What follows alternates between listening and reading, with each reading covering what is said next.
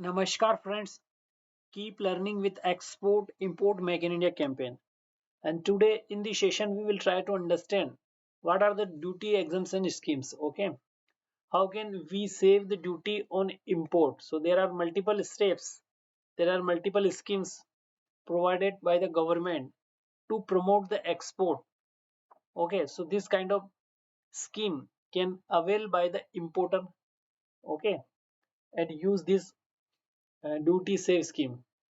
Some schemes are to promote the export and some schemes are used for the proper importing documentation used. Okay, like a correct document used for the duty save. Okay, HSN of the product should be used in correct way. So let's start the session. What are these? Okay, so by the way, this question was asked in the Mindarka interview. What are the duty exemption schemes? Okay, so let's try to understand what are these schemes. Okay, so use this duty scheme in import, we can save the custom duty. Okay, we can save the custom duty. So first is advance authorization scheme.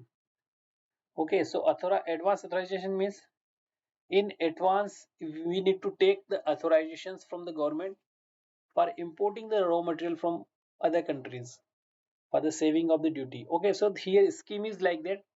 If you are importing the raw material from the other countries, okay, and that materials will be used in the manufacturing process, and after finished goods this good will be exported to the other country and earn a foreign currency to India. So this kind of methods, this kind of scheme under this, for the saving of this custom duty, you can take the advance authorization from the DGFT.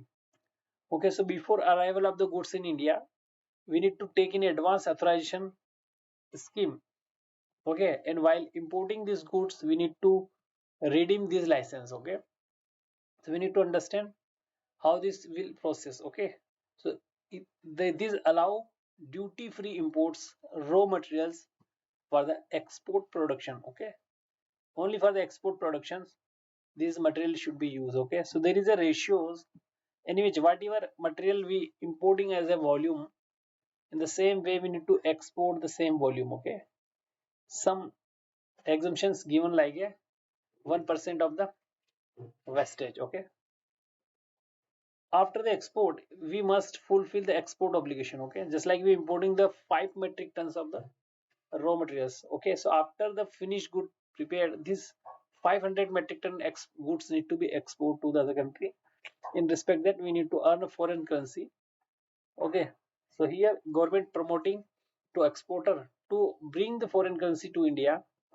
Okay, we will free duty if we are importing such product that are using in the manufacturing of the export productions. Okay, after this another scheme which is EPCG scheme. So this name is Export Promotional Capital Good. Okay, export ko promote the export will be promoted by importing such capital good by using the method of duty free.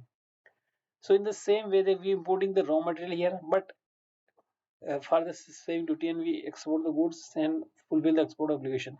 But in this method, in the EPCG scheme, this is the license in the same way as advance, but here we are importing the machinery only. Okay, in this case we import the raw material, but in this case we import the machinery. Okay, if you're importing the capital goods which will you use for the export productions, the government will allow on this to free duty on such capital goods. Okay, for use for the export product. So we need to understand this facility is given by the government. Okay, now in this scheme, in this advanced EPCG scheme also we have to fulfill the export obligation. Like we are importing the goods which are values like a 1 CR. Okay, so on the duty applicable on this 1 CR is like a 30 lakh. Okay, so this 30 lakh is we save on the custom duty, but at the time of export we need to export the goods of the 30 lakh into 6.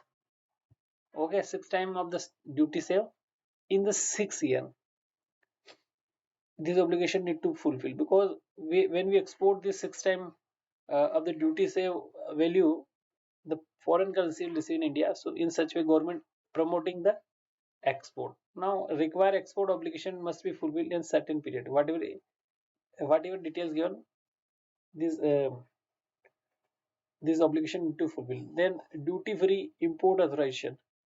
So this will be used for the post export duty free. Okay, these are the post export duty free in import for the input used in the export good. This method is also like a advanced APCG. Okay, so in this way we can also use a free duty schemes and a DFIA, duty free import authorization. Then next one is the avail benefit of the trade agreement.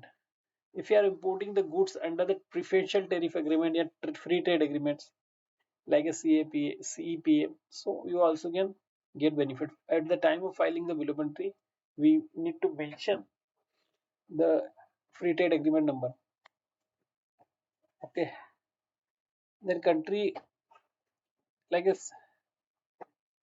Asian, Japan, Korea, and they reduce the zero duty on the eligible goods. So you must be submit the valid certificate of origin for this. Okay, for availing this benefit. Then we also can use a HSN code accurately. By using HSN accurately classification to avoid the overpayment of the duty. If you are use the wrongly HSN, then you may face the high duty, because the duty is the depend on the HSN classification of the product, which is the nature of the product. Okay, so some may product used under fall the lower duty bracket. So if you use this classified correct HSN, then you can save the duty. After this, the valuation planning, transaction value. So if you declare the accurate transaction value based on the actual cost, what your product you are importing, we need to give the correct valuation at the time of custom. By avoiding the overvaluation, it ensures the cost like a freight insurance are separately properly eligible, because if you reduce the value of the product, you have to pay less duty. If you increase this value of the goods, then you have to pay more duty. Then use of sales EO units. So import into a special economic zone, we can import if in this specific economic zone, okay, are export oriented unit, then you are imports product on the duty free. Okay, useful goods are being used for the export production, because that we are importing under this, these are export oriented and specific special economic zone, these are made for only the export product. Then split freight insurance in CIF contract.